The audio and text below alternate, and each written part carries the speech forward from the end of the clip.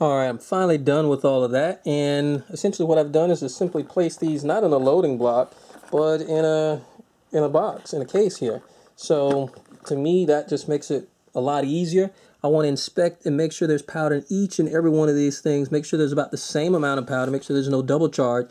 As you can see, just going right down the line here. Use a flashlight. Use something so you can see the powder down in these cases. You do not want to leave this to chance before you go seating a bullet over top of this. You could get a squib load if you don't have enough, or you could get a double charge or an overpressure if you have too much. Now take a look at these. These are really nice little bullets here. These are the 129 grain Hornady SSTs, and you can see they're nice and long and sleek, and in they go. So I'm gonna pretty much just place bullets on top of these guys, and then I am going to run them through the press. Actually, I don't know how many more of those I'm going to try and place on there, as they're kind of wobbly. But it's time to load the bullets now, and that's exactly what we're going to do.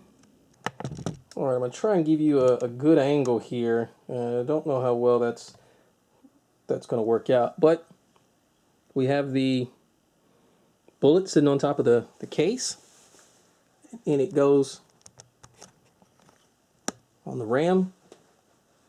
Now this is the bullet seating die. I have adjusted this previously to seat this bullet right to the crimp groove.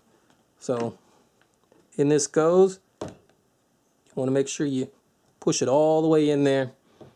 That bullet is now seated. Let's take a look. Okay, you'll see that goes just to that crimp groove. Hopefully you can see that.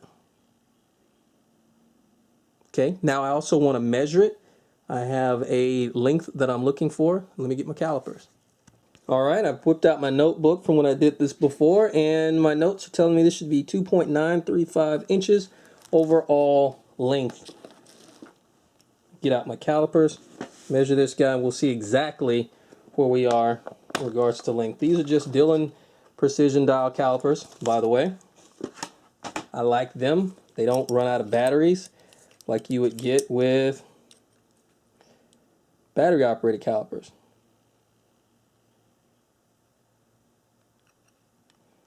Okay. That's a little bit on the short side. It's at 2.94 thereabouts. So that's not too bad. Let's continue. You know what, correction, that's actually a little bit on the long side. Hopefully you can see this. My notes hit 2.935, and right here we're right at 2.93, maybe 7 or so. I think that should be fine. What I'm going to do is I'm going to test this round. Actually, I'm going to crimp it, and then I'm going to test it in my actual rifle. Let me show you this. Why am I crimping? I've crimped all the other ones, and I simply want to be consistent. So I'll move it over here to the Lee crimp die, and it just puts a slight crimp on the very mouth of this case. Not even sure if that's something that's helping or hurting accuracy, but I've gotten good accuracy by doing it, so I'm simply going to keep it the same. Next step, I'm going to try this round, make sure it chambers in my rifle without issue. Okay, I tried chambering that, and it chambered just fine.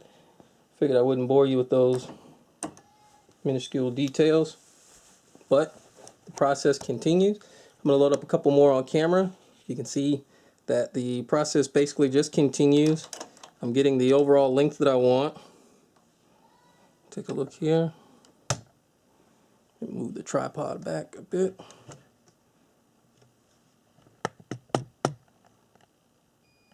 Here we go. That gets seated. And I'm just going to go ahead and crimp it now. I don't have this press set up to auto index, so I just move it back and forth at will. Take a look. Looks good. I'll probably measure all these in just a little while.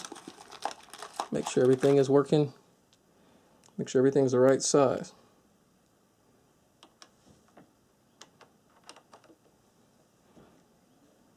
And once again, process continues.